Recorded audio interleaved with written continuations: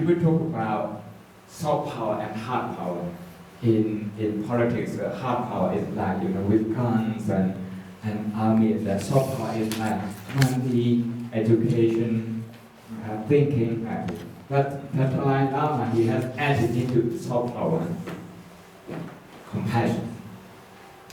So I think for this, the world appreciates it. And rightly so, and he has won the Nobel Peace Prize for this.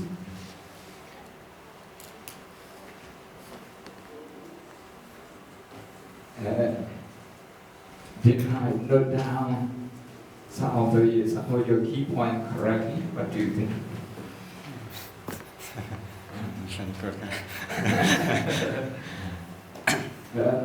Superficial differences in terms of culture and social status, they lead to discrimination, which in turn create uncontrollable problems. And he emphasized the importance of inner peace for outer peace. So thank you once again. Another one.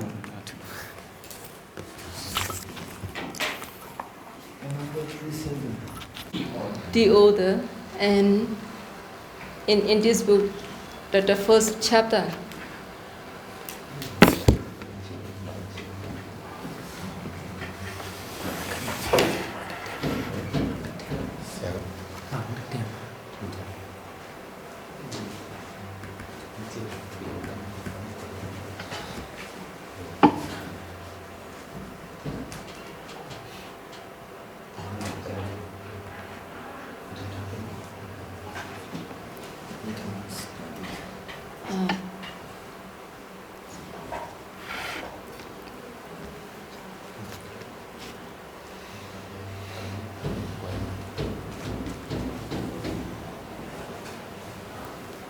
the title of book is this one, Abhidhamma Study.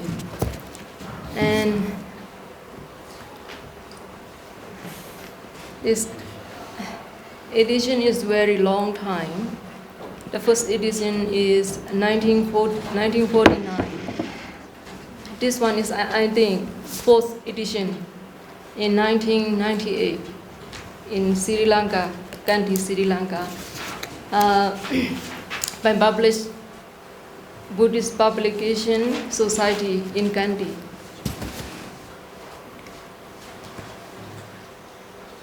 In this book have 5 chapters. But I'm going to present is only the first chapter only.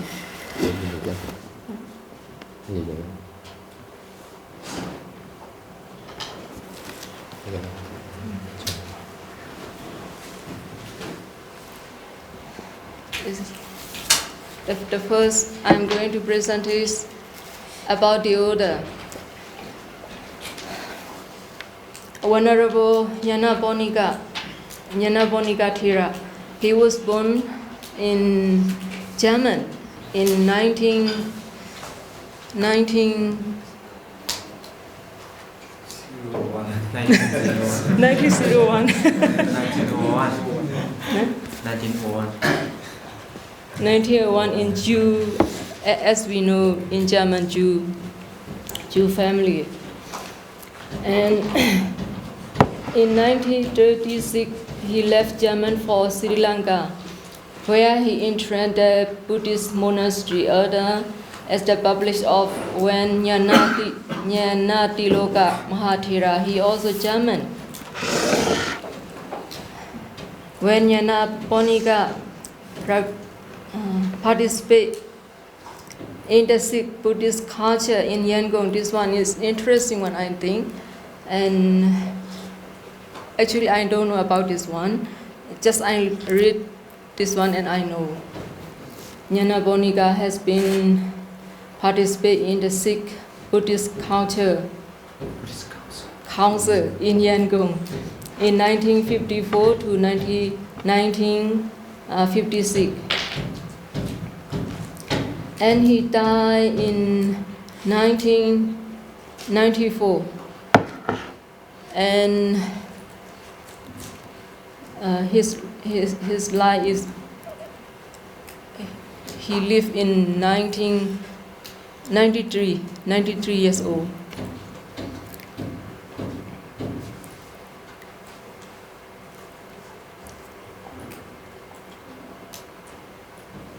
And his other publication is English, include the Heart of Buddhist Meditation and the Vision of Dhamma, his 2 books. They also have many pages, it's very big book. Okay, I don't when I shouldn't say about these 2 books. Another. In this book have that I'm going to present is have 9 subtitles.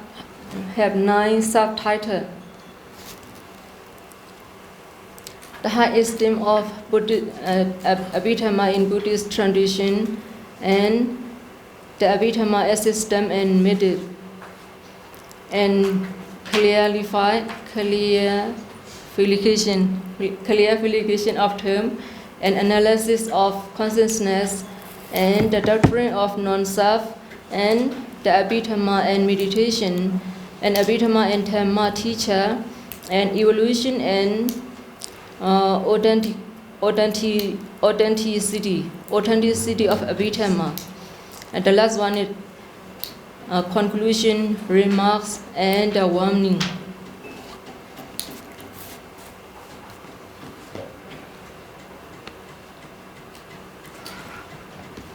At the first subtitle,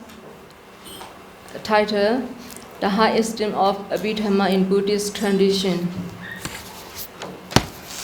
The Abhidhamma Pitaka or philosophical collection from the 3rd great section of the Buddhist Pali Canon Tipitaka. As we know, Abhidhamma is the collection for Tipitaka. And my understanding, Tipitaka like a Sikha. Vinaya is Sila, Sutanda is Samadhi, Abhidhamma is Penya. 2 most important books that Masingani and Patana in this book is mentioned. 2 examples taken from the Chronicles of Sri Lanka regard for the Abhidhamma is with King Kassapa and King Vijayabahu. In Vijayabahu, this mentioned in the 11th century, he used to study the Tamasingani in the early morning before he took up his lawyer duty, and he prepared a translate it into Sinhala, which however has not been preserved.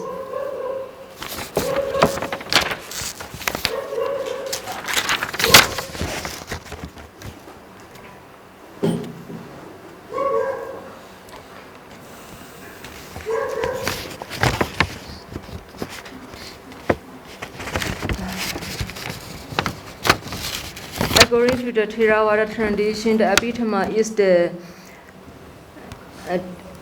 domain proper for the Buddhist Buddha Visaya and is in its conception in the master mind, Manasa Sedana.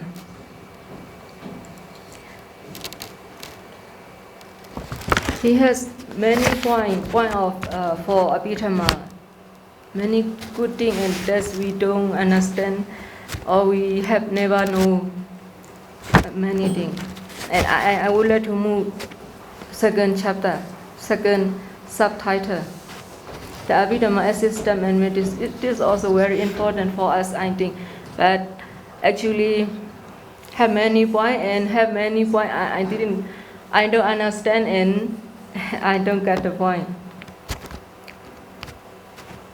The Abhidhamma offer a impressive systematization of reality to the final goal of the Buddha teaching from craving and suffering. This one also we learn for this one the whole week, I think. The Abhidhamma may also be regarded as the systematization of the doctrine contained in the Sutta Pitaka, the collection of discourse and this doctrine in philosophical paramatha or the truly Yatha Buddha without any of the conventional Vahara.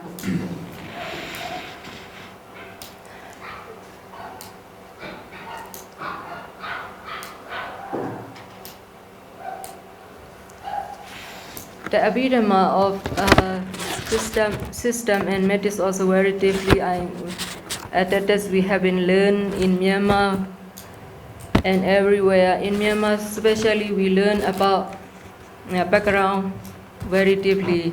But I think we don't know, like a scholar who research about the Abhidhamma. And I would like to move next chapter.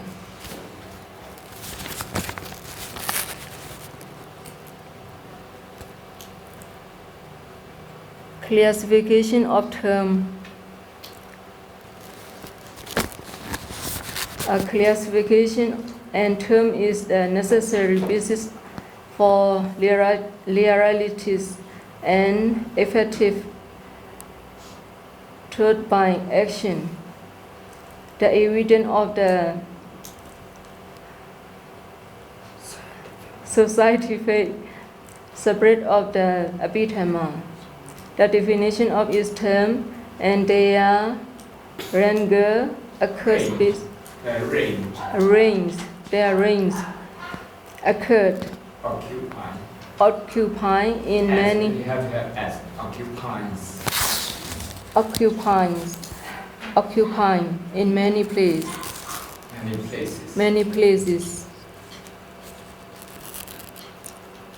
This also, I think, we understand this one.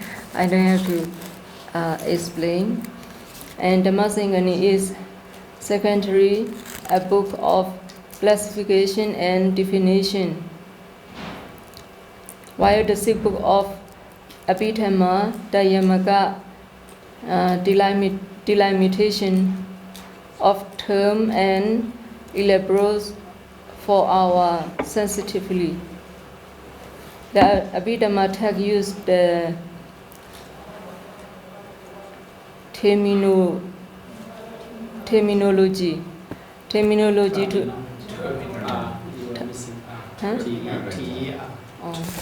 terminology to explain the detail, the main thing of the Dhamma, tenets of the Dhamma.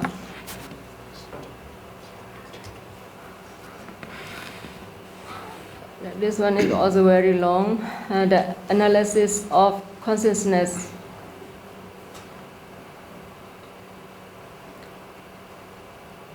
For consciousness in the Dhammasengani is explained very clear.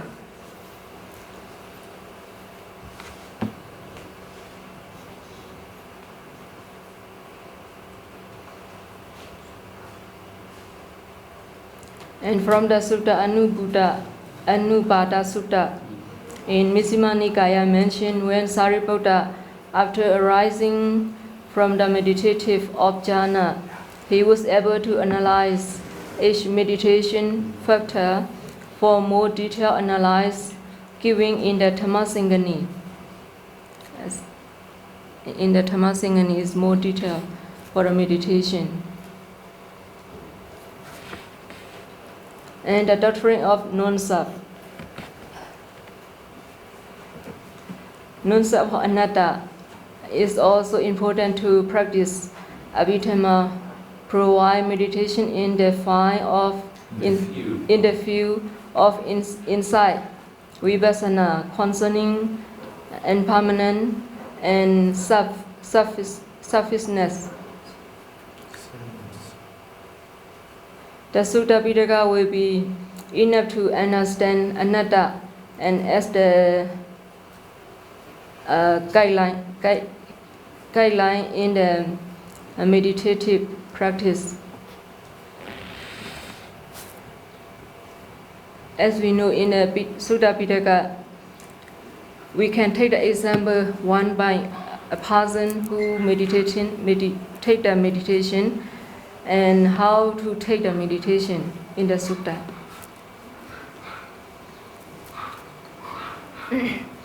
Abhidhamma and meditation. Analytical methods of the Abhidhamma give immunity and again sucks deceptive interpretation. The Buddha's teaching always avoid to follow up his or her meditative by Pisavakhana on the meditative state, just experience and comprehending then by vipassana.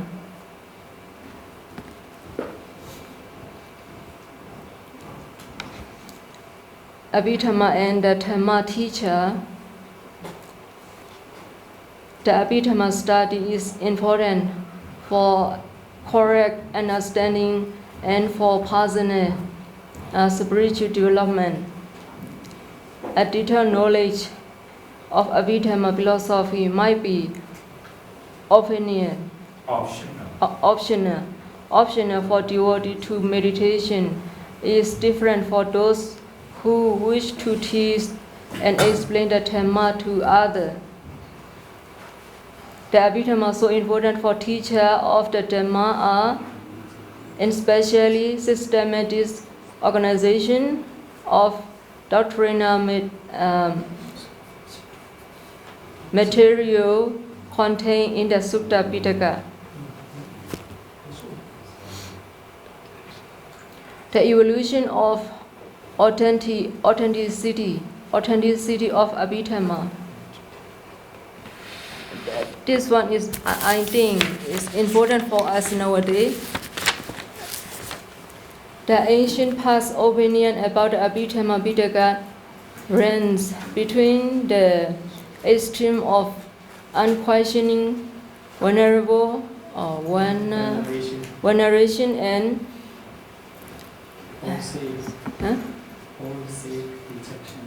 obscene rejection. After the Abhidhamma become as ascendant. A teacher who questioned the claim that Abhidhamma Pitaka could be regarded as the genuine works of the Buddha. Genuine of the Buddha. The Buddha has to be regarded the first Abhidhammika because he has already penetrated the Abhidhamma when sitting under the Bodhi tree.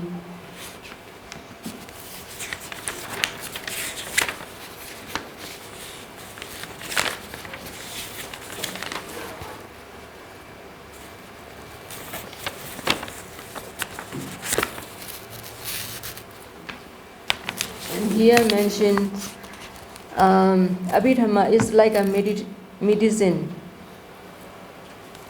He said, Venerable Jnana Bhonika said, like a medicine. But the knowledge gained from the sutta is the medicine itself, which alone to able to cause the illness and is Sampotons, SYMPTOMS.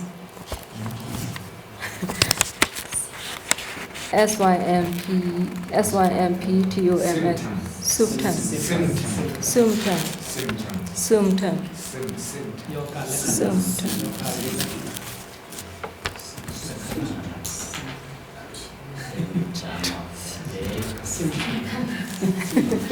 Symptom. The last one is conclusion, remark, and warning. Warning. Taking a middle path between warning or understanding the Abhidhamma, we might say the teaching in the Sutta Pitaka with the Abhidhamma flow, that is, those giving in the precise philosophical terminology are certainly indispensable for the understanding and practice of the Dhamma.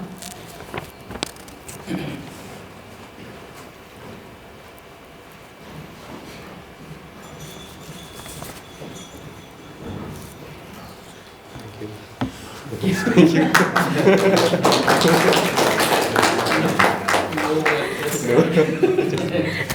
Sorry for my speaking English. Just like a baby, 4 years old or 4 years old. We learn about 4 years, or like a baby also 4 years. Just can run and can speak. It's like engineer Julius. Questions and comments?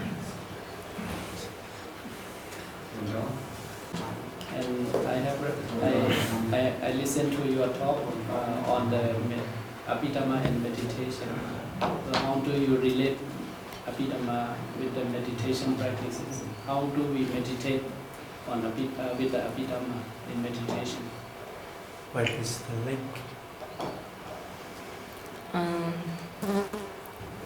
On Abhidhamma, like a Sattha. Sattha also in Abhidhamma. But how to meditate? That's from practice, become practice meditation, and we know the Sattha, like Abhidhamma. Sattha, Tata. Sattha. Confidence? Yes, confidence. And when we take the meditation very long and we got a more samadhi,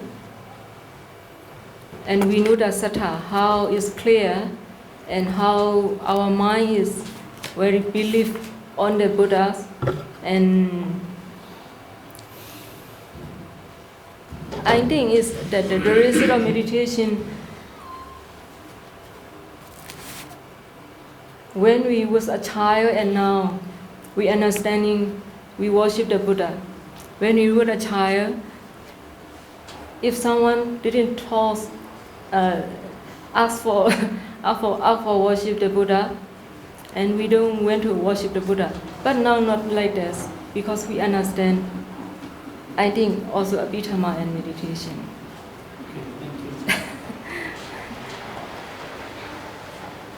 I have to ask something regarding on your topic.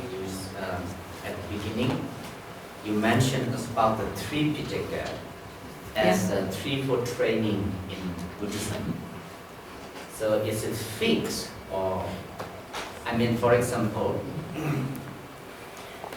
we saw in the Sutta Pitaka also there is a mention about the morality.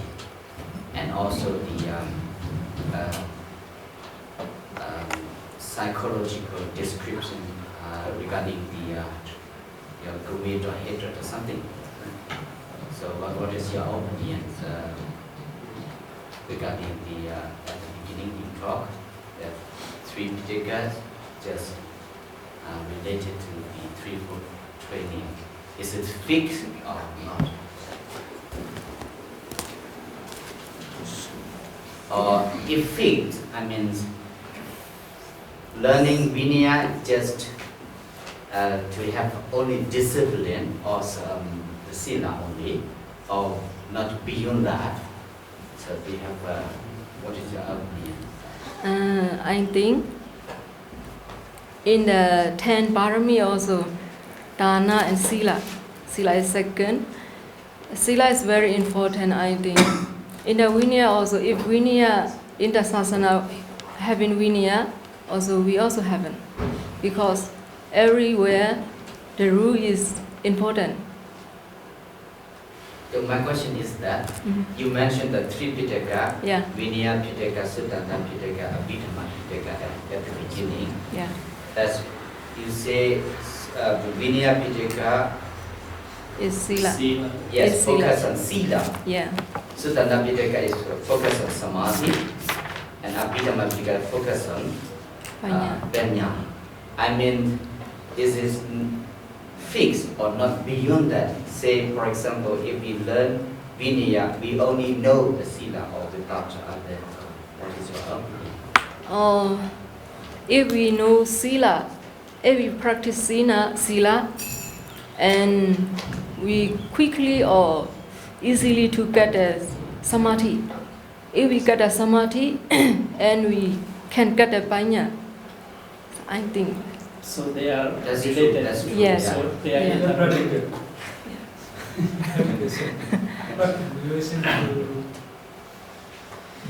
And for example, if a lay person,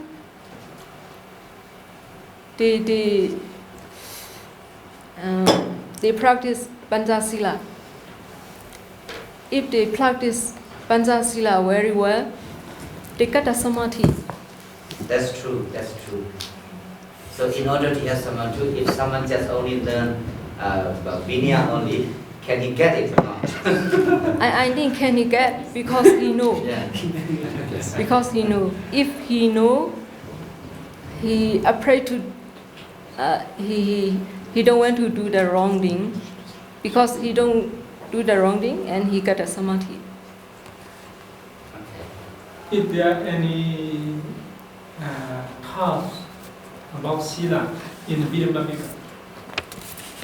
Sila in Abhidhamma. Because Abhidhamma is as you mentioned, is focus on Panya. So is there any teaching on sila in the Abhidhamma? Yeah, there is Sila Kantavaka. Sila Kantavaka. Because like five Indriya, Yes. Sila is included. Indriya Samvara Sila. Indriya Samvara Sila. But the main point is, I think, purpose. What a purpose. Sila samadhi. And what is your opinion? Ai đi con này con nào. Cầm lại, phải được mà.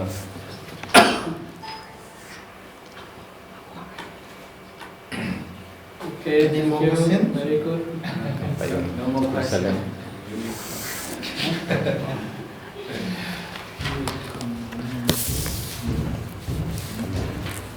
Teacher comments.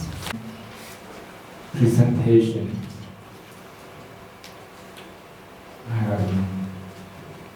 My suggestion for the improvement is if you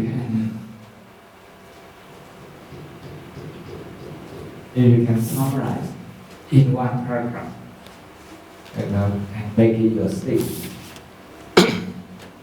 better, even in one sentence.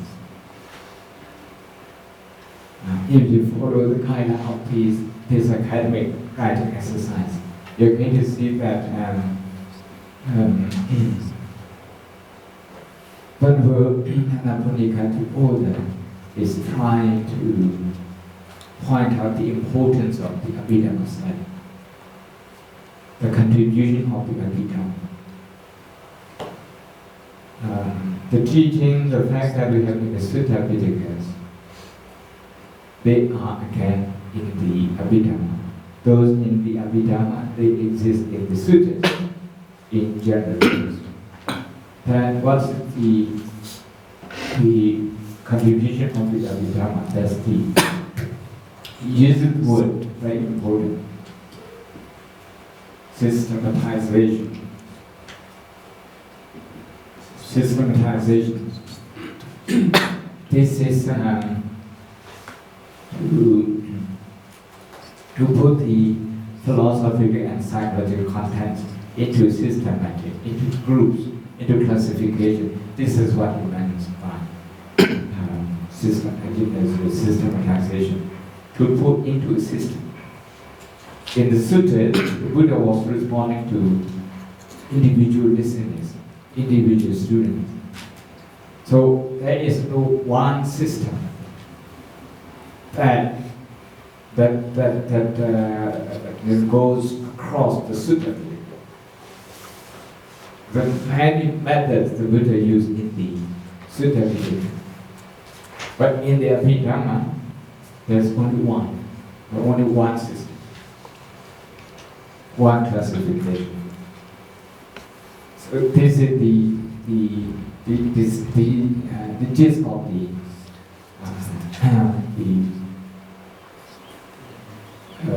presentation that you have just made. Systematization of the teaching of the mind. That's in the Abhidhamma. And other than that, just the extra information. That's extra information. What you have mentioned, you have given a lot of facts. But from those facts, you have to create a statement. You have to learn how to create a statement. This is a research study, this is academic study. The second improvement that you can do is you can practice reading. Reading slowly. This is for everyone. That's the practice reading. You will have time in the end, you can do it. Okay, next one.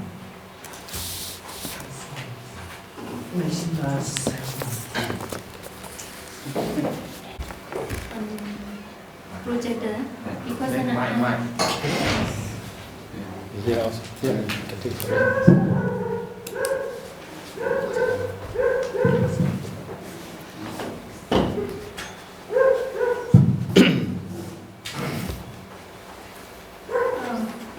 good evening, good afternoon. I hope to do the last one because everyone will be asleep, so no one notices whether I am right or wrong. So my topic is Buddhist nun, the birth and development of a woman monastic order. That is just last moment Guru advised me to read this book. The order is Mohan Vijayaratana. In this book, there is 8 chapters. There are 8 chapters. The first chapter is the beginning of a community. That is deal with the establishing of the Buddhist nun after the beginning of the community of monks.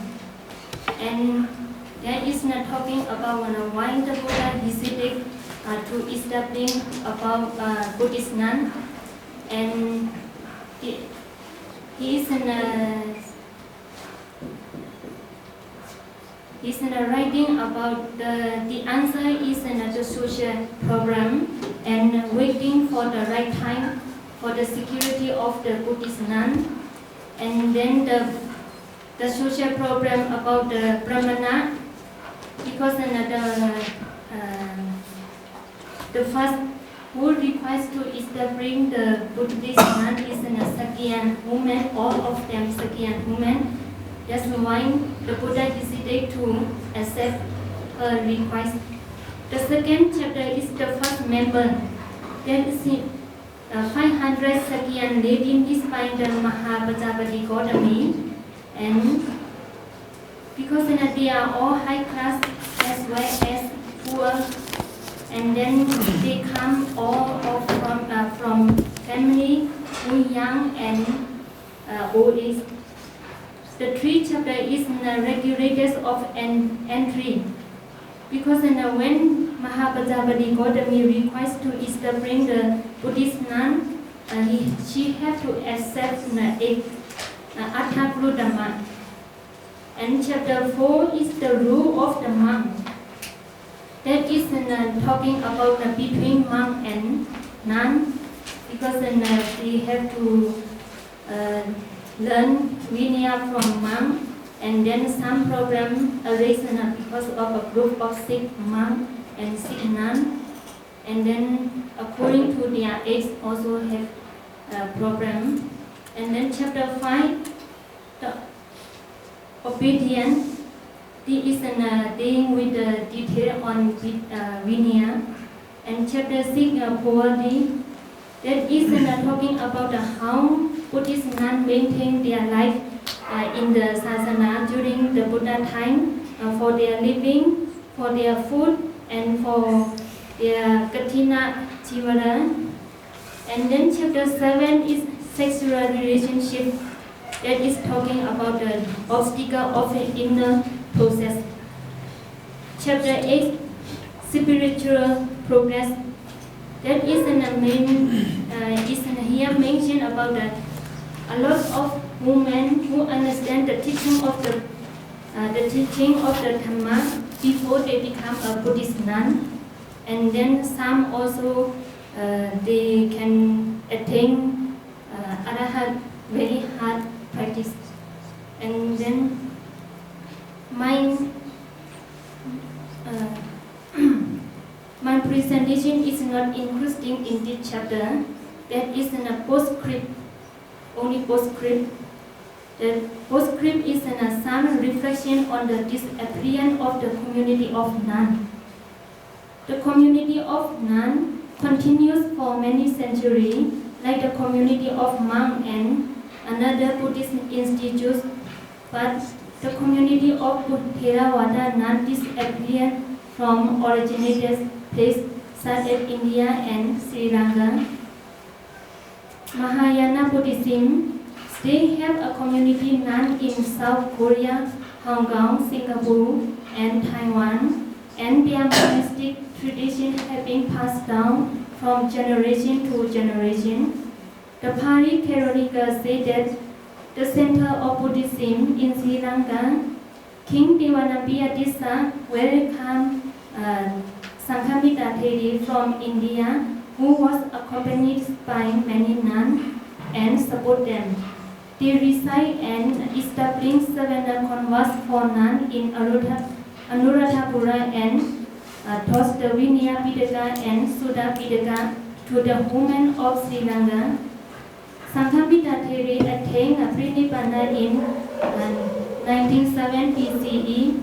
At the age of 79, a stupa was built on the seat of the place where her body was cremated. The first Sinonist women attracted to join the community. The nun community were members of the royal household named Anura Devi, the king's wife. And after some time during the periods of foreigner invasion, the monk and the nun had to seek Aryan in other province or in other country. That is because of the prodigal.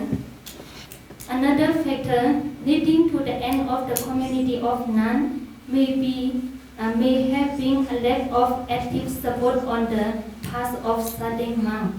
Perhaps this could have been due to monks' negative attitudes towards women.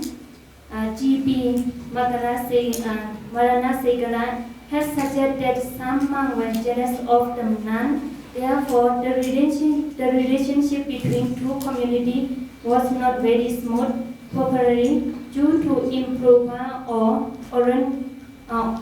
arrogant behavior of some monks. Sometimes personal rumors encourage virtuous monks to be very reserved with regards to nuns, and this would be to the nun in advantage. In some periods of history, there were nuns who received higher ordination only for the community of nuns and did not receive the second ordination from the community of monks. Perhaps their nuns were hoping to obtain the second ordination very soon, but they were lack of opportunity. The monk who lived in the forest did not seem to manifest any enthusiasm when it came to having the nun. Under such conditions, it was not surprising that the community of Buddhist nuns lost material support. But the most important factor for the disappearance of the community of nuns was the political trouble when the country had to face from time to time. It would have been difficult for the monks and nuns to maintain their smooth running of their community while a war was being fought. At the end of the 10th century, the rulers of Sri Lanka were too weak to protect Anuradhapura, which was not only the capital city but also the religious center of the country.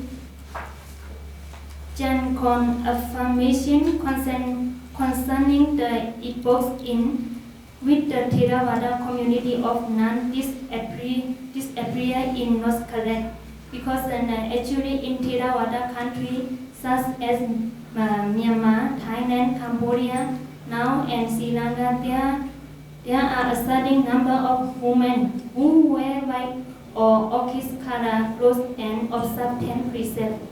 He would like to mention that not only the who observe Vinaya is to be a Buddhist nun, who take a 10 precept nun also can be a Buddhist nun.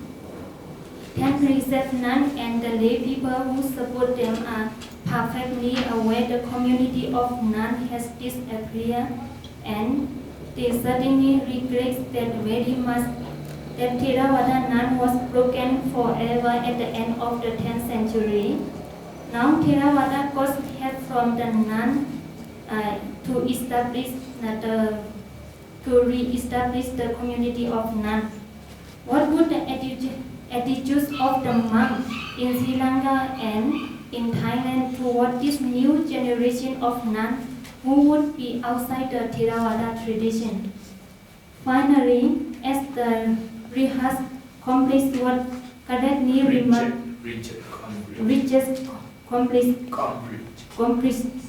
had correctly remarked that there would be a question of public approval. Even if some support were to be forthcoming from cross-minded people, it would probably take a long time for general public approval to be obtained. However, for several decades, there had been some enthusiasm for idea of trying to re-establish the community of nuns in Sri Lanka and in Thailand. However, whether it belongs to Theravada or not, I think that such a new monastic community would provide for a welfare and happiness to thousands of women in this country. Women. The Theravada Buddhist monks and lay people maintain their positive memory of the community of nuns which disappeared 10th century ago. They just think they can't establish the new Theravada Buddhist nun. In their memory, they think it's a Buddhist Theravada nun is already disappeared since the 10th century. They can't re-establish anymore. So the second is the great respect so toward the community of nuns, even though it disappeared halfway through the long history of the Buddhism. Thank you very much for everyone.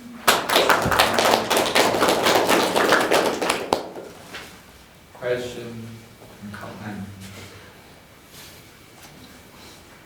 Good presentation. Yes, very interesting, the historically about community. So far, as you mentioned, we have a higher ordination nun and 10 or 9% nun. My question is that, do you think, because in Vinaya Pitaka is mentioned that to be a fully ordination nun have to ordained in both communities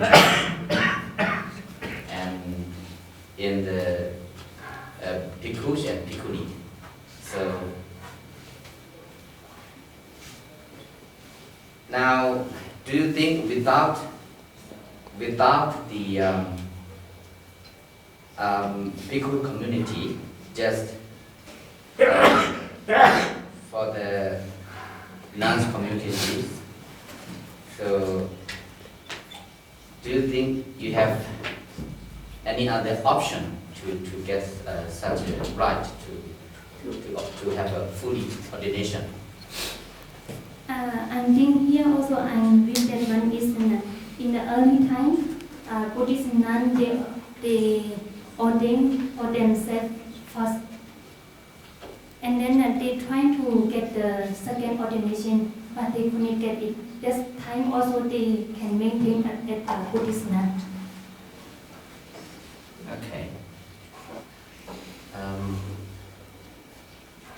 I read about the for the judgment on one of nuns from Myanmar and trying to have a fully ordination in abroad and come back to the country. So that's the state Sangha Council, Sangha Mahanayaka, just rejected because it is no right at all for a nun to have a fully ordination as in the past during the Buddha's time or even in the later in Sri Lanka. It's saying that it is not a human right. It is because of the Vinaya rule. To become a monk, one has to have the ordination before the 5 months to recite the Kamawata, the ecclesiastical, recitation. So for a lady to have fully ordination, okay, they can have such a Kamawata in the Bhikkhu side, but From the Bhikkhuni yeah, side. in the Bhikkhuni they have no rule. They have the rule, but no actor. Yeah, that is an including in the Guru Dhamma. They have to ordain dual ordination, Bhikkhu and Bhikkhuni. But that is in the Vinaya. They mention in the Junavata. The first time is when Mahapajapati Gotami become a big Buddhist nun, and then she asked the Buddha how she deal with the 500 women to become a Buddhist nun. So the Buddha said that the monk can ordain to the Bhikkhuni. So from the first group, they just only ordain from the Sangha. So the another Bhikkhuni, they hold this idea and then to come up to re-establish to the Bhikkhuni. Okay, that's not quite. And then the second one is that they hold the second fact because in Theravada Buddhist nun, they are original. They came from the Sri Lanka. So that also they can re-establish from the Mahayana Bhikkhuni. Very good answer. Yes. Yeah, I just want to know your opinion. In your opinion, if the law is allowed and the Sangha is allowed, would you like to be a bhikkhuni? Sure. Yes. Traditionally, we believe that if a novice live, if he doesn't wear any of his robe, I mean I don't know how to say it. If he is naked for one, doesn't wear any of his robe, he lives separately from his robes, then we say that he is not a novice anymore. So for a nun, if he live, I don't know how to say. Yes, I guess your point. If she doesn't wear any of his of her robe, her words or something, clothes or something, so can she still be a nun? Yes. Yes. Yes. Because you see the Visakha, she offer for the taking part robe for the nun, because before, I'm very sorry, before nun, when they take shower, they remove all and take shower in the river. No, So I didn't mean for bhikkhuni, for nun.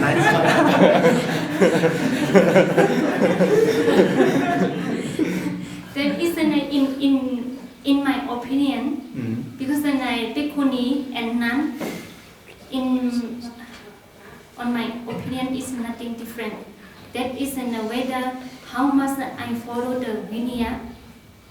So okay, I get your point. But here, for Mekha, I think you only have to preserve eggs preserved. Yes. You know, here somebody say is Buddhist nun is just observe eggs rule, but I think that is not. That is not, because it's more than eggs rule. Because we also observe you mentioned Sekhiya and then Parasika. We did not broken that. So we also observe that one. We can also can. That's why the one professor mentioned they also can call Buddhist nun. I think we have to come to the two things of rule. One is that we call Dasa Dhamma, and another is Ling Sevan. If we broke the Ling, then she or he. If we compare now the 10 step of nun at the moment, current nun, then it's only equivalent to the same samaneri. At the moment now in the situation. Yes. So the samaneri and samanera depend on linga. Linga is it means by called Appearance. Appearance. That is the thing that means when we remove the robe, the appearance of the nun and novice is disappear. Maybe at the moment if we come to that, maybe have the same. Can I give us comment? Yes. As you stay with Bhikkhuni temple Yes. in Sri Lanka, and I think, like you say, we and Bhikkhuni not very different. They also, we and they also the same rule, and Just we are different is when Boya Day we did chanting a Patimokkha. The other thing is we are living together is the same. and Yes. I saw many bhikkhuni, they are extremely thinking or speaking in the religion, I think. In the religion. In religion of their sila. What it means is that there are a lot of bhikkhuni who can speak and teach. They have an important role. Yes, they think themselves like a man, like a bhikkhu. Oh, they are equal to Yeah. that's a equal to monk. In Sri Lanka, there is nothing different bhikkhuni and 10 precept nun, and then not different from the monk, because from their lay people they respect equal. If in Sri Lanka, Yes. if nun and bhikkhuni are no different, so why would you like to be bhikkhuni? Because you are already the same. Yes. Yes, question. Yes, because in Myanmar, we are only have 10 precept nun. So many foreigners and then many foreigners, they really like to know why, what is the reason we not become a Buddhist, fully Buddhist nun, just maintain the 10 precepts. So many bhikkhuni also, how to say, we can, as the Pulong say, we can on the same page, so we can come forward together. And this professor mentioned about Attha Karutama. So Buddha reaches one time, second time, and only that time Yes. Buddha said, if women can follow the Attha Karutama. Yes. What is Attha Karutama?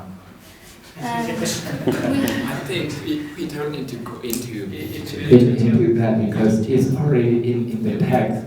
You can even Google that. Yeah. Another question. I have one question here. Yes. In your presentation, you said that Theravada community disappeared after 10th century. Yes. To this, what is the main object to make it disappear? Due to The cost, yeah. political. Due to political issue.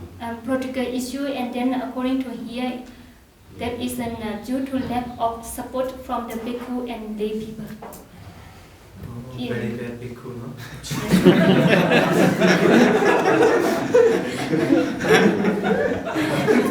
Another question is very simple. Yes.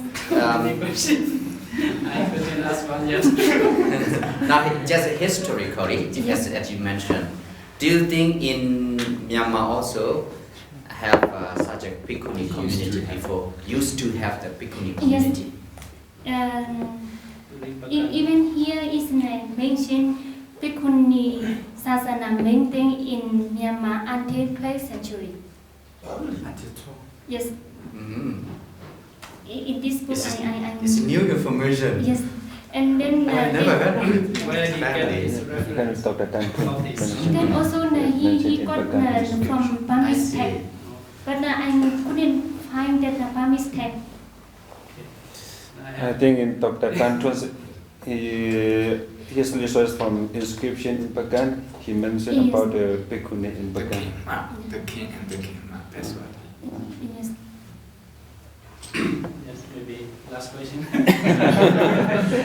I mentioned, thought yes. you answered them that if you are allowed to be fully ordained nun, so if you become a fully ordained nun, what kind of lifestyle or life or opportunity you expected to be different from ordinary nun? Because for very simple, you can see in our Shan state, bhikkhuni and bhikkhuni, when people invite, they were equal and then sit front of.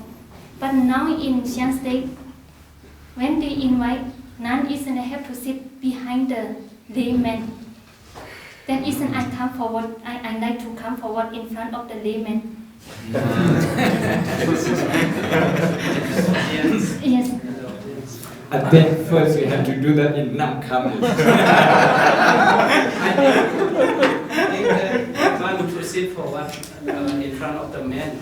It doesn't connected with the bhikkhuni or not. It depends on tradition. Yeah, because I think it have the same opinion with the Venerable Devinda. Whether you become bhikkhuni or nun, What will be different? to become forward is not depend on the bhikkhuni or bhikkhuni or nun. If they respect the nun and parents and they give you the forward, when you come to bhikkhuni, you have the same position. You can. You can experience how we are faced in the society. Yes. I can understand your feeling and we can also understand.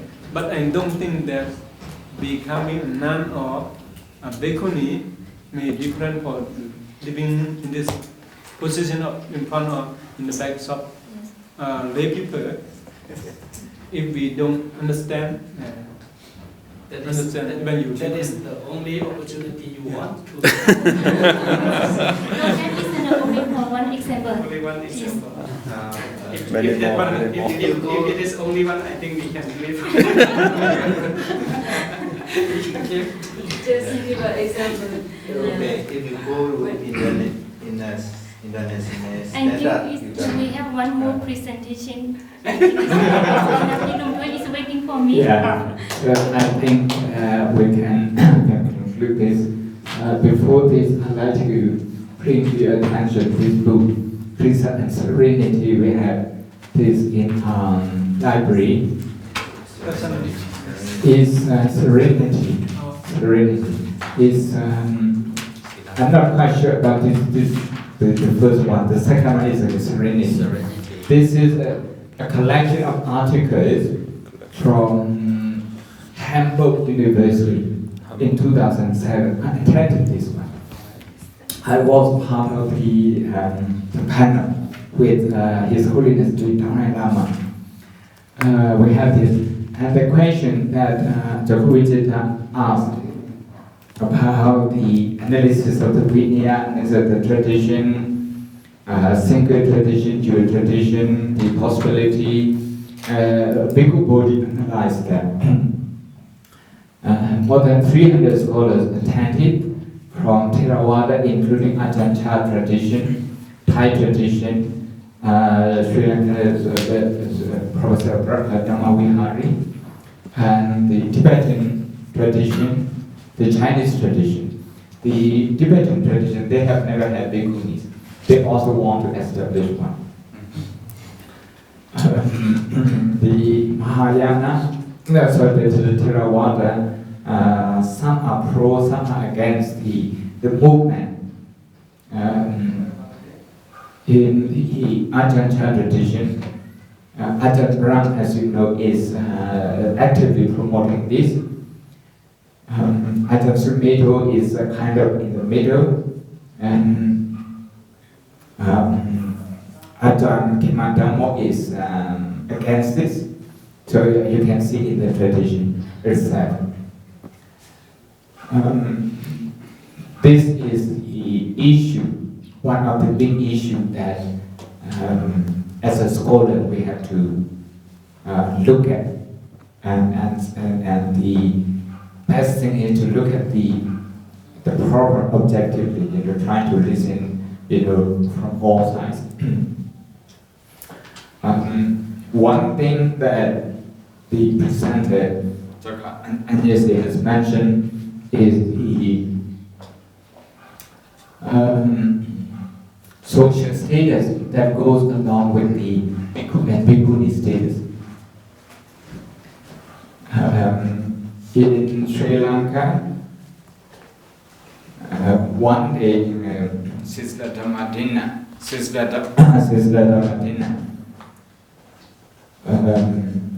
she went to the Ministry of Buddha Sasana. She asked for textbooks of Bhikkhuna. She didn't get it. She says it's only for Bhikkhu and Samnira. The law said no for Ibita Sasana. I see. You see, that kind of discrimination is unnecessary. And it goes with the opinion, the popular opinion of the people, which rates the nuns lower and women lower, like that, is a kind of gender discrimination, is unnecessary.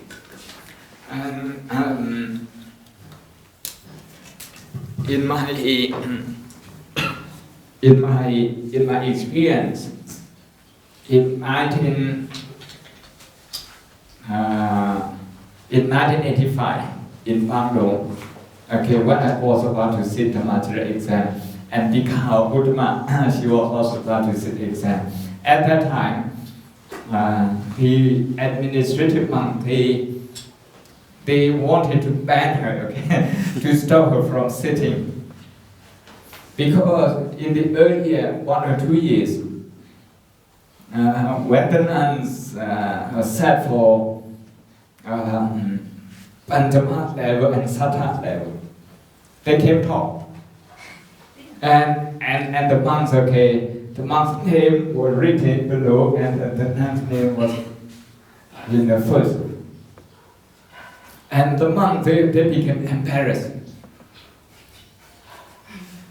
They became embarrassed. So they instigated a movement that the nuns should be barred, because if the nuns were allowed to sit for the exam, monks would not, join the exam. That's the reason they gave. This kind of discrimination is not necessary. The later Vipassana was trying to encourage the nuns to sit more and more exam, and he actually took them to Pangdo every year when he was. And then other monks were trying to ban them. So because there was no rule, there was no proper rule to ban them in the British Dharmapala. Then finally, I was asked to attend the meeting as a student. There were only 2 candidates at Pika and me, and she was going to do two subjects, and I was going to do 3. Then the lecturer so Peter asked, "What about you?" He said. He was pointing at me. Would you allow? Would you agree for the nun to sit exam? I said, yes, that's right. We don't have many educated monks and nuns. I was speaking in Thai. เพราะว่ามีคนมีอันเด็ดดอกหมอกจันโหลมันเนี่ยเป็นตุ้นคนดูยามหายนะครับดูยามหายเลยแล้วก็มันถอดเพราะว่ามีคนอันแค่มาตอบนั่นเลยพันแห้งแล้วเป็นคนยิงคนหรือคนชายคนหรือคนเฮิร์ตคนหรือคนเช่าเดินได้เขาใช้เจ้าร้านนั้นมันกว้างนะเขาถามเจ้าเนี่ยเพราะว่ามันได้หมาย1เจ้าเลยหมาย2หรือ2เช่นเดียวกว่าต้องหลังเช่นไหนก็เอาชุดนั้นเขาเอาอะไรอย่างเงี้ยใช้เขาวาดทางอันเนี่ยเพราะว่าใส่ไม้หวงมาเนี่ยคือเจ้าเขาทั้งอยู่ทั้งเหนืออยู่ทั้งใต้เจ้ากำจงฝึกนะสิไล่ว่านมันเป็นสังเจ้าเขาอันแค่เจ้าเขามั่นต่อให้เขามั่นใจครับ Their academic witness becomes manifested as a social discrimination. That's not necessary. อันเช่นนั่นน่ะมันจำเป็นนะครับก็ในคำมองสังว่าด้วยเราเหมือนเช่นอย่างที่พิธีการเขาเฉยๆสมัยเพิ่นเจ้าเขาเขาที่พิธีการนั้นเฉยๆมันเป็นอันหรือมันหมอกมันมี1%มันมีหมอก0.5% กันในคนเขาตอบมันมี 1% มันเป็นอันหรือมันอันหลวงมันเป็นอีสังเป็นพระธรรมแปลงธรรมสริยาก็ในอันเป็นปัญจเขาเขาตอบเหมือนเช่นอย่างที่สุธรรมจาราเขาทั้งที่สูตรนะผมมีสะทุงก็แสดงมีอยู่นะเขาทิ้งกันนั่นน่ะก็การเลื่อนสูตรเนี่ยผีนั่นแหละ เจ้าเขาได้มาได้ดรอปนะก็เพราะว่าเขาว่า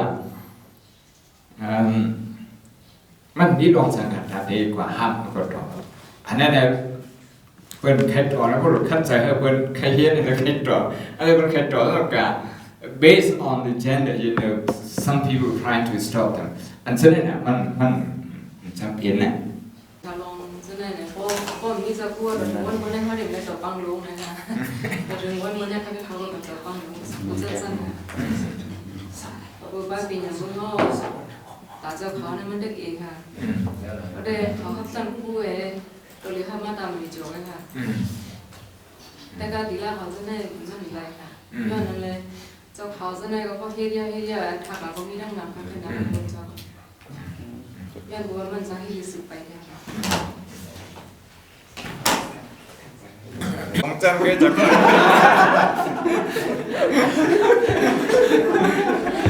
เราจุดคัดใจก็ว่าสิจะได้ยาวเอาถึงขั้นอยู่นั่งเลย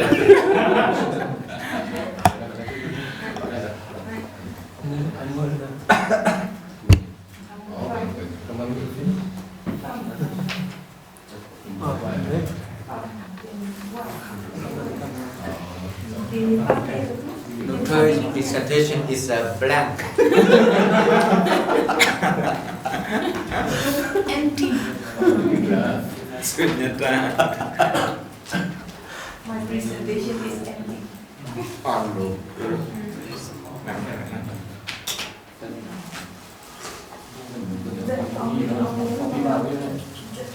Only chắc là có bông rồi.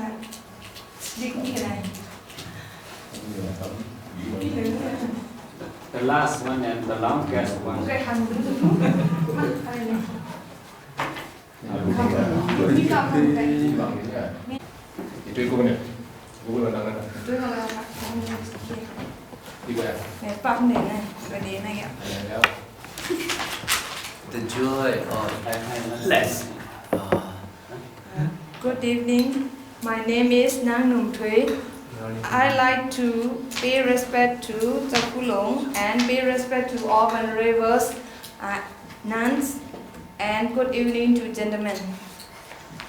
For my presentation today, I choose the book entitled The Joy of Less. This book, I didn't bring its book. A minimalist guide to declutter, organize, and simplify by Francine J., the founder of Miss Minimalist. Francine J. pioneered the minimalist living movement with her blog MissMinimalist.com and her book The Joy of Less, a minimalist living guide, how to declutter, organize, and simplify your life. In 2009, she and her husband sold their house and all their possessions and moved overseas with one suitcase each. After 3 years as a world-traveling digital nomad, she's now applying her minimalist philosophy to her new life as a homeowner and mother. There are 4 parts in this book. Part 1, philosophy. Part 2, streamline. Part 3, room by room. And Part 4, lifestyle. I'll present part 1 of this book. First, let's put the term minimalism down to the earth. Most people hear the word minimalism and think empty. Unfortunately, empty isn't altogether appealing. It's usually associated with loss, deprivation, and scarcity. But look at empty from another angle. Think about what it is instead of what it isn't, and how you have space. Space in our closet, space in our garage, space in our schedules, space to think, space to play, create, and have fun with our families, etc. Now, that's the beauty of minimalism. Think of it this way. A container is most valuable when it's empty. Becoming minimalist puts us in control of our possessions. We reclaim our space and restore function and potential to our homes. We remake our houses into open, airy, receptive containers for the substance of our lives. We declare independence from the tyranny of clutter. It's positively liberating. We'll start by cultivating a minimalist mindset. We'll learn to see our stuff for what it is. We can any power many hold over us and discover the freedom of living with just enough to meet our needs. We'll even get a little philosophical and ponder how our newfound minimalism will enrich our lives and affect positive change in the world. Decluttering is like dieting.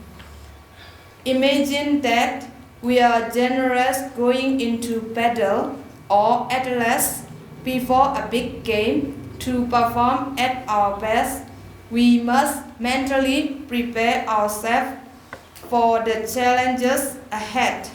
It's time to develop our secret to success, a minimalist mindset. This session is all about attitude. Before we can take control of our stuff, we need to change our relationship with it. We'll define it, see it for what it is and what it isn't, and examine its effects on our lives. These principles will make it easier for us to let stuff go and help prevent more stuff from coming in the door. Most important, we'll realize that our stuff exists to serve us, not the other way around. Number 1, see your stuff for what it is. Take a look around you. There will be at least 20 or 30 items are in your direct line of vision. Generally, our stuff can be divided into 3 categories: useful stuff, beautiful stuff, and emotional stuff. The useful stuffs are beds, sheets, laptops, tea kettle, combs, pens, staplers, lamps, books, plates, forks, sofas, extension cord, hammers, screwdrivers, etc. Anything you use often and that truly adds value to your life is a welcome part of a minimalist household. But remember, to be useful, and items must be used. Most of us have a lot of potentially useful things that we simply don't use. We human beings have felt compelled to beautify our surroundings, as evidenced by everything from paintings to the pictures hanging over our sofas. Aesthetic appreciation is an important part of our identities and should not be denied. The brilliant glaze on a beautiful vase or sleek lines of a modernist chair may bring a deep and joyful satisfaction to our soul. Therefore, such items have every right to be part of our lives. On the other hand, if it always brings a smile to your face, or if its visual harmony gives you a deeper appreciation for the beauty of life, its place in your home is well deserved. If all the stuff in our homes were either beautiful or useful, this would be easy. 9 times out of 10, they represent some kind of memory or emotional attachment. They remind us of people, places, and events that are of particular importance to us. If the item fills your heart with joy, display it with pride and enjoy its presence. For now, simply stroll around and get to know your stuff. That things is useful, that one is beautiful, that belongs to someone else. Number 2, you are now what you own. You are not what you own. It's not easy to be a minimalist in a mass media world. Advertisers, marketers, and corporations will do everything in their power to make you want more. But to be richer, happier, and freer, all you need to do is want less. Truth be told, products will never make us into something we are not. Our memories, dreams, and ambitions aren't contained in objects. They are contained in ourselves. Number 3, less stuff, less stress. The fewer possessions you have, the less you need to worry about maintaining, repairing, insuring, protecting, and paying for them. We never seem to have enough time in our days. Perhaps our stuff is what's to blame. Number 4, less stuff, more freedom. Possessions are like anchors tethering us to our houses to store them and our jobs to pay for them. Unfortunately, simply stuffing everything into drawers, baskets, and bins won't do the trick. When we are no longer chained to our stuff, we can savor life, connect with others, and participate in our communities. The less baggage we are dragging around, both physically and mentally, the more living we can do. Number 5, detach from your stuff. Zen Buddhism teaches that in order to be happy, we must let go of our worldly attachments. While we don't have to go to such extremes, we do well to cultivate a similar sense of non-attachment. Developing such an attitude will make it significantly easier to declutter our homes, not to mention is the pain when things are taken from us by other means such as death, flood, fire, or a natural disaster. In the grand scheme of things, our stuff isn't all that important. Number 6, be a good gatekeeper. All we need to do is stop and think why before we buy. Number 7, embrace space. Space may be easy to lose, but it's just as easy to reclaim. Number 8, enjoy without owning. In pursuing a minimalist lifestyle, we must resist the temptation to recreate the outside world within our abodes. Number 9, the joy of enough. Once we have covered our basic needs, our happiness has very little to do with the amount of stuff we own. Number 10, live simply. As we reduce our consumption to save the world, our homes will stay clean, serene, and clutter-free. Becoming minimalist puts us in control of our possessions. We declare independence from the tyranny of clutter.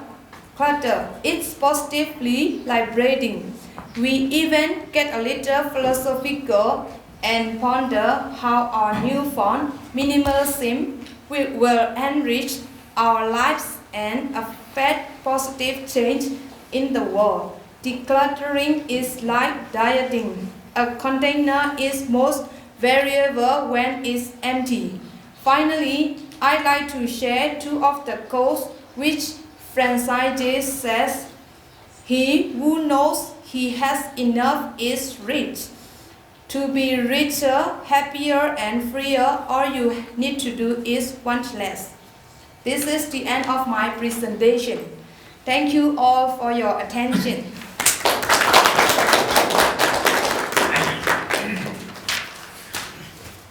Do you have any question?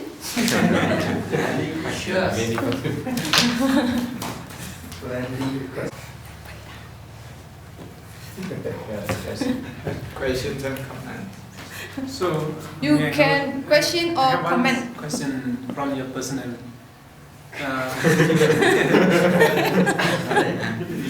Would you agree with this minimalism? So,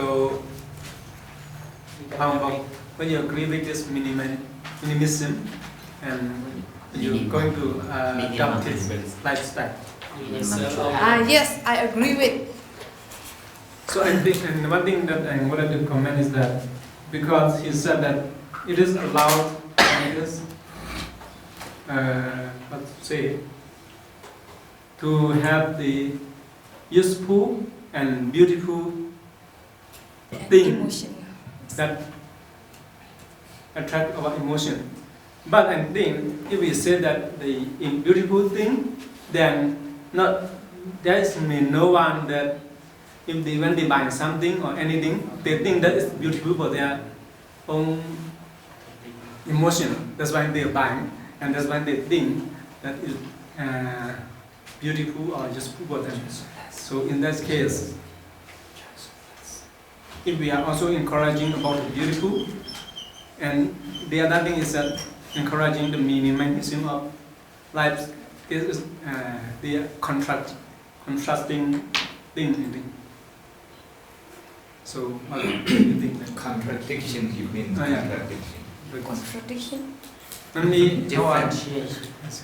มันสังคัดกันขึ้นกับไอเดียมันนั่นนะเนื่องในสมว่าให้ปันว่าให้มีคู่ของเองนะแล้วก็ทางอันนั้นสมว่าเพราะว่ามันทางหลีตาเขาแต่ใจเขาอยู่เลยเขาต้องดื้อแต่เขาอยู่ในเขาไวไรอยู่แต่ว่าเขาต้องดื้อนั่นเดี๋ยวมันมีปัญหาด้วยกันเราว่ามันทางหลีมันนั่นนะก็เบอร์สามไอ้กูน่าอันเขาไวโคกุกของอันนี้ใครก็ว่ามันทางหลีมันเดินใจเขามันอะไรมันสังคัดกันด้วยเนี่ย Beautiful or useful? Beautiful. Chưa trò phải tay phải mà nè. Phải ăn kia đâu. Có phải tay có liu cơ. English, this is international presentation. I think beautiful, the meanings of the beautiful will be different from everyone. Will be different. If, for example, if these flowers, I think it's beautiful because I like it. But the one who don't like the rose, they will think it's not beautiful. If this is beautiful, maybe it's useful thing for me. But if someone think no, not beautiful, it's useless thing for him. So if you think that, and I want to direct question, is everything in your home you keep is beautiful for you? No, because we have 4% in our home. No, it's what I mean in your room or which you bought. Yes, in my room I only put the beautiful thing that I think. If I think this is not beautiful, I will throw it away. So then, if you keep the beautiful thing, and whenever you go, you can see them beautiful thing, and you can buy it, you afford it, you have money to buy it, so forth. Then how can you live minimalist life? No, if I want to live minimalist, I saw another beautiful thing, but in my home I have already have one, so I won't buy it. Yes. Big question. Just a comment. Yes, okay. This is a very good presentation. I think you have to spread these ideas, because there's many people they buy things that they buy and they just keep it, and they just like, for example, let's take a clothes or not shoes. They buy so many shoes, but they just use it one or two or three times, and they just keep it. They don't give it away to get attached to the shoes. So I think if you can just spread this idea and encourage them to give away their things, then they will be like live like a lifestyle of millionaires. So they will be happy, and some other people also will benefit from them. Yes, thank you for your comment.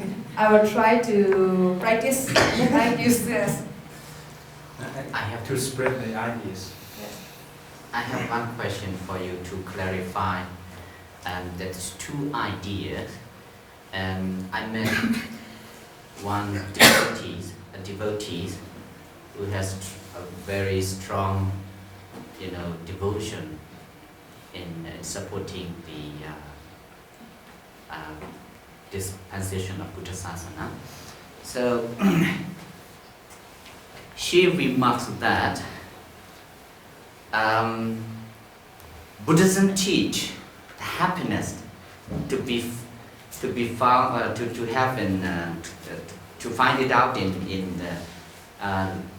minimum business. At your title of presentation, the Joy of Less. However, as to her condition, she just wants to support more and more, and for the generosity also to support in many ways to the Buddha Sasana. Without doing bigger business, how can she do it? So these two ideas, so can you clarify?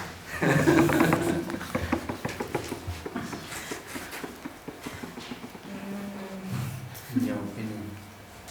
My opinion? Yes, if without doing big business, we cannot support.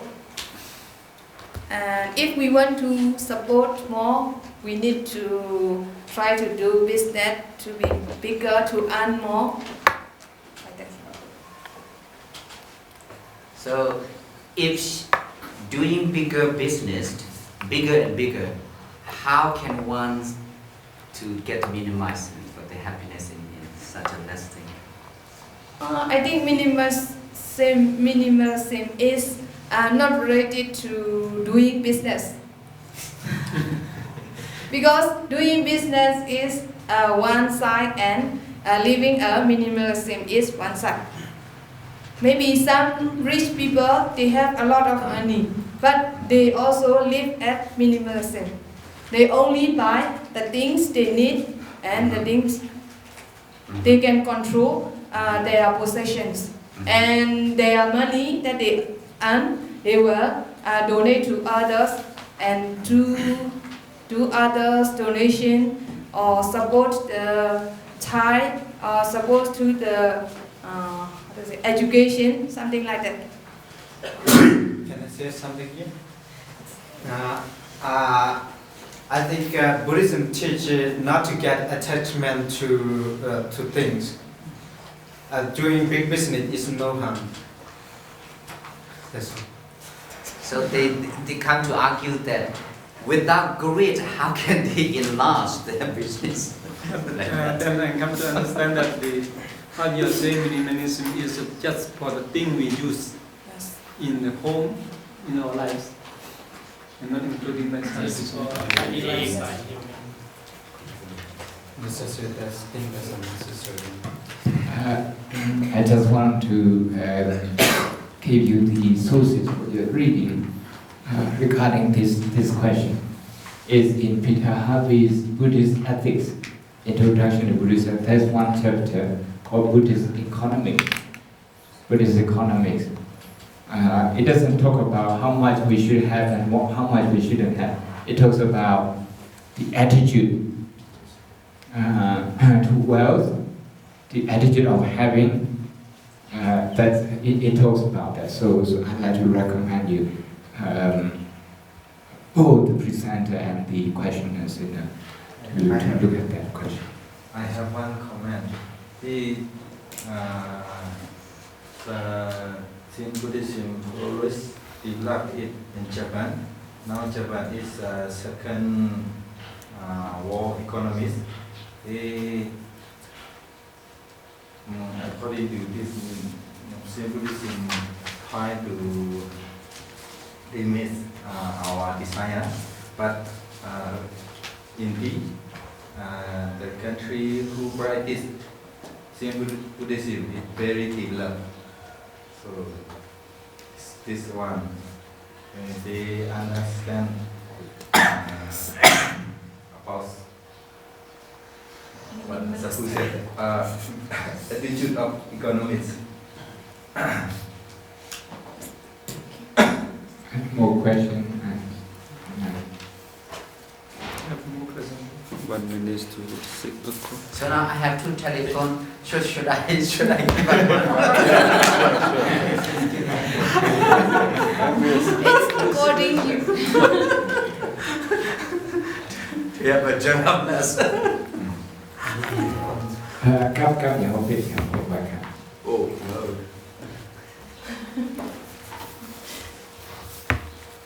Oh, now it comes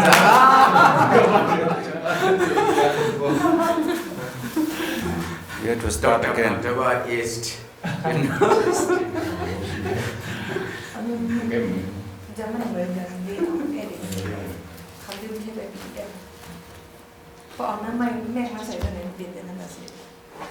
Please start again. Please start again.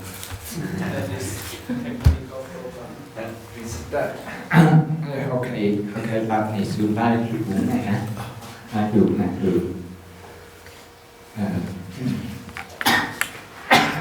Có đang về. Above, yeah. Đủ thế, thằng thân người nè, quen thân người nè khó, thằng nào có khó bán thằng này, ta còn lại đủ đều, for short sentence đều. For my presentation today, Presentations.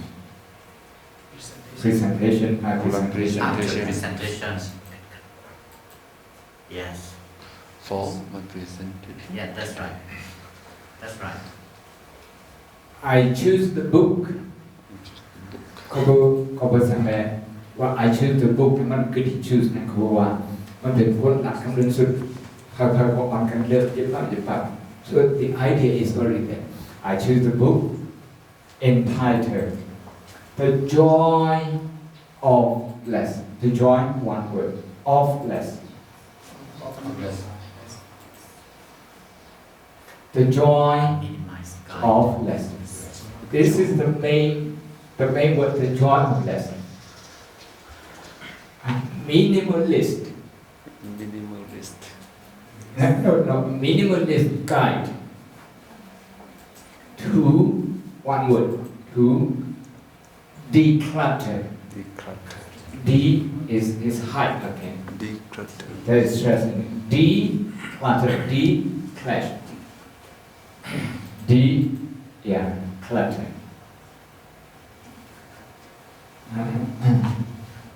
Organize and simplify. Simplify. By Francis J. The founder of Miss Minimalist. For my presentation today, I choose the book entitled The Joy of Less.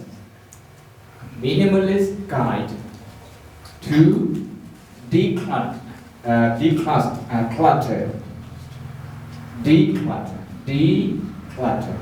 organize and simplify by Francis J., the founder of Miss Minimalist. Francis J. Pioneer. It's a pioneer, pioneer.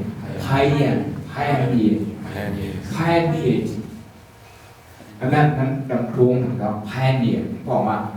có sang si sinh pioneer the meaningless living meaningless là thằng điều kia thằng điều này the minimalist living movement and that's how to minimalist living movement with her blog comma minimalist.com comma and comma when you say and just one word you are arousing the interest in people so people want to hear from you when I say and then you want to know what's coming out of that and her book The Joy of Less, a Minimalist Living Guide, How to Decluster. This is the second reading. You are not cutting as short as before. A Minimalist Living Guide, How to Declutter. Organize and simplify your life. Your life is messing up. Your life. In 2009, she and her husband, she, and her husband, sold their house, sold one word, their house, and their possessions. It's not possession, it's possession. Possessions. And moved, just one word, moved. It's very important, sold and moved. Moved overseas. And moved overseas with one just with one suitcase. With one suitcase. With one word, one suitcase. This is where you have to stress so that you get your message. With one suitcase each, yes. After 3 years, as a worldwide traveling digital nomad,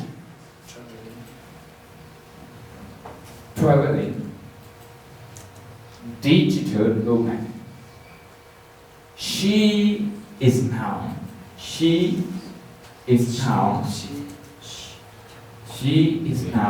applying her minimalist philosophy.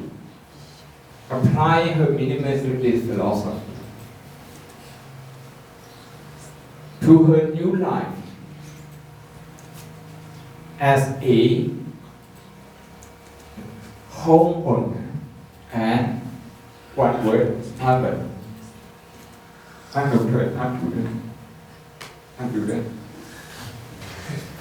Practical.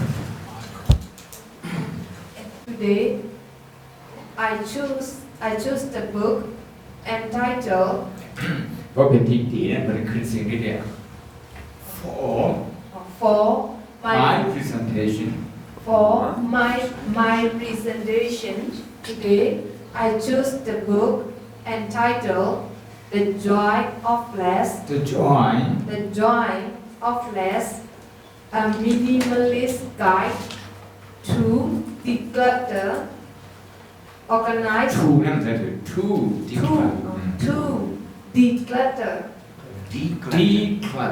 declutter, organize and simplify. Organize and simplify by Francine J, the founder of Miss Minimalist. Francine J,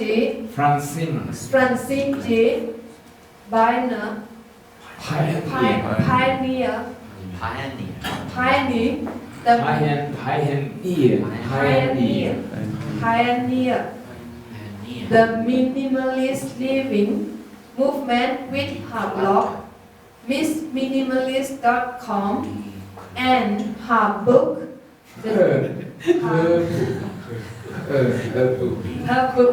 The Joy of Less, a minimalist living guide, how to declutter, organize and simplify your life. In 2009, she and In 2009, she and her husband sold their house and all their possessions and พวกใครเขาเป็นสถานะโอ้เนี่ยตัวเรียกโอ้ได้ภาษา all their มันเรียก possessions, สิ่งยาวโอ้ได้ภาษา all their possessions and moved overseas with one suitcase each. อันเจ้าเขาถอนเนี่ยจะเป็นด้วยนะ Declutter. เขาถอนอะไรก็จะเป็นด้วยอันโจงที่เนี่ยถอนอะไร After 3 years as a world traveling digital nomad, she is now applying her minimalist philosophy to her new life as a homeowner and mother. จะพูดน่าสนใจนะอ่านเลยนะอ่านเลยเอามาอ่านด้วย Choose the book entitled The Joy of Less, a minimalist guide. มีนิม Minimalist, มีแอนนั้นมันขึ้นเมื่อกี้นะครับมีนิม a minimalist guide to declutter, organize and organize and simplify by Francis J. The founders of this minimalist. Francis J. pioneers the minimalist living movement with her blog, minimalist.com, and her book, The Joy of Less. Minimalist living guide, how to declutter, organize, and simplify their lives. In 2009, she and her husband sold their house and all their possessions and moved overseas with one suitcase each.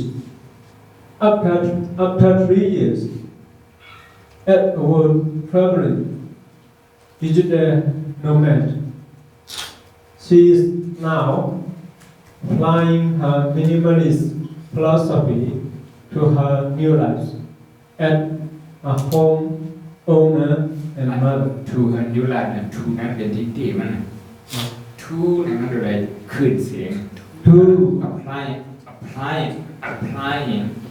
applying her minimalist philosophy to her new life as a home owner, as a home owners and mother. มันไว้มันได้ไว้มากเว้ยนะอันเบื้องหลวงเนี่ยพวกให้เขาได้ speaking ไหนอันก็ presentation ไหนไหนเขาได้ stress ที่ไหนอันคนของไหนเขาเดี๋ยวผู้เขาบอกว่าเขาเนี่ยเสียงที่ไหนแม้อันนี้ไม่สองซ้ำคอเข้ามันเขาจะเกิดกันเพราะฉะนั้นเป็นว่า American President เขา British Prime Minister เขาจะเขาจับที่ไหนเนี่ยคอเข้ามันเขาได้เสียสองสามพอเสียครับพอใช่ไหมเพราะฉะนั้นว่า immigration พวกคอเข้า immigration พาPrime Minister พวกมันหลักความกับมอง45 million immigration พาออกหาคำพบคำอันไหนเป็น top list ก็จะบอกว่าอันไหนเนี่ยเป็นทีมไทยใช่เพื่อนคุยกันนะอันที่บอกอันนี้เนี่ยคือฉะนั้นเมื่ออันลาบเนี่ยนะ systematization เพราะว่าใช่ไหม systematization เพิ่มเลยนะและเพราะว่า my presentation today ก็เพิ่มเลยนะ ไม้เนี่ยมันจะขึ้นเลยก็นะฟรานซิสเจฟไฮเนี่ย minimalist living movement มันเป็นรูมันเป็นวาดเป็นแต่สุดนะโปรแกรมนี้ก็เป็นความพยายามวาดฉะนั้นบุคคลว่าคำสินปกดาบนั่นแต่การเขาว่ามันจะว่ายังเอาทำไม่ได้มันปกดาบมันได้ยินเสียงเนี่ยFrancis J. pioneered the minimalist living movement with her blog missminimalist.com and her book The Joy of Less a Minimalist Living Guide How to Declutter, Organize and Simplify Your Life อันที่ขึ้นเนี่ยมันพื้นไหวมันโดดนะมันบอกมาพบขึ้นได้สั่งขอความเถื่อนมาหนักๆไม่ได้ขึ้นดีๆก็เลยเหมือนเจ้าของไทยเจ้าเขาเป็นสัญญาว่ามีดิเซนเนี่ยมันมีคืออันตรงพอดว่าเกี่ยวกับแมดิสันเพราะนั้นพวกมีดิเซนเนี่ยพวกนั้นเกี่ยวกับเขาอย่างเดียวแมดิสันAfter 3 years, to รับรายของเราด้วยรับรายของเราก็เหมือนเจ้าว่าสุ่มมิแท็กผ่านมาด้วยนะสุ่มได้อ่านเรื่องของด้วย After 3 years as a world-traveling digital nomad, she is now applying her minimalist philosophy to her new life as a homeowner and mother มันเตรียมทั้งคนละคนนั้นพวกบอกใช่อันเขามาดูในเขาแค่เขาแค่ปัดเมสเซจของเมสเซจคนท้องเพราะว่าเขามาดูคำในเมสเซจนั้นมันมีที่บอก There are 4 parts อันเขาเป็นเนี่ย for this year There are 4 parts in this book. Part 1, philosophy. Part 2, streamline. Part 3, room by room. And part 4, lifestyle. And I can do it. There are 4 parts in this book. Part 1, philosophy. Part 2,Streamline Part 3, Room by Room, and Part 4, Lifestyle มันเปิดกันหนึ่งเพราะด้วยสิ่งที่เรียกของดูดีนั่นนะเขาบอกจะไม่ได้ขึ้นที่ลงหรือสิ่งมีอันทางการข้อความในชัดอันมีอันเขาริสามันมีรายมันถ้ามีทางขึ้นเสียงลงกับความเขาดูแน่นะมันอยู่ภายของเรามันกับข้อที่นั่นPublic speaking เนี่ยเขาเดินจ่ามันจะวัดระคำฟ้องประกาศเขาเก่งเจอแล้วมันถ่อมมั้ง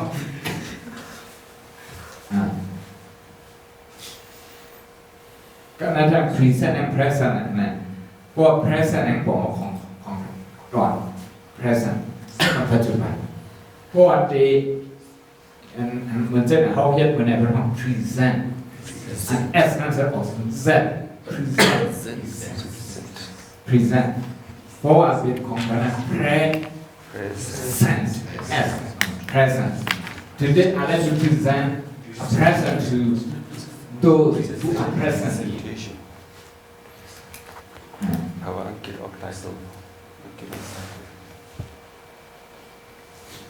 But then first let's pull the term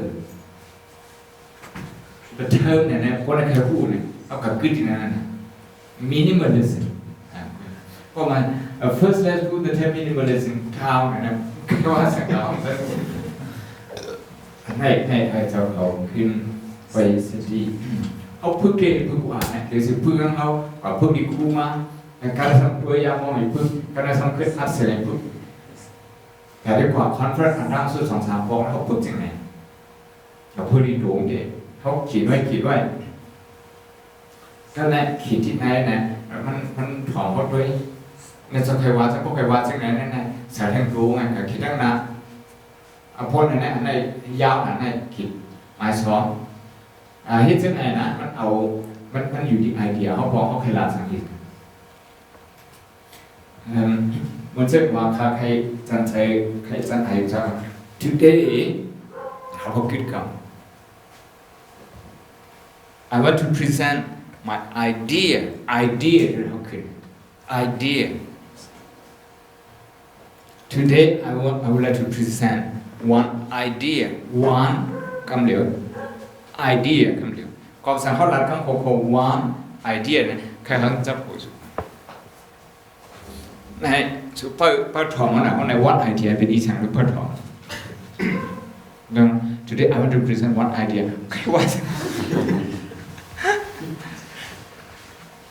โอเคมาพูดมาเอาให้ summary นะครับให้สุดท้ายละนี้ถ้าหันถึงสุดท้ายมัน what you have learned from this the benefit that you have received and the shortcoming that you think which you have need to improve and also give my opinion tomorrow เอาละข้างในเพื่อเย้าข้างในห้องเย้าข้างในเคยไปวันไหนเขามีส่วนธรรมศาสตร์ที่ไหนอันซุ้มธรรมศาสตร์เขาใครเห็นไปได้เนี่ยเขาเล่าให้สมเด็จจงไปรู้เมื่อในความขึ้นมาโผล่ขึ้นมุกมา10 โมงอะไรส่วนนั้นเพราะว่าเขามีข้าวยามไปวัน2 โมงหรือ3 โมงเขาเห็นผักกุ้งเห็นมีอันส่วนเห็นผักกุ้ง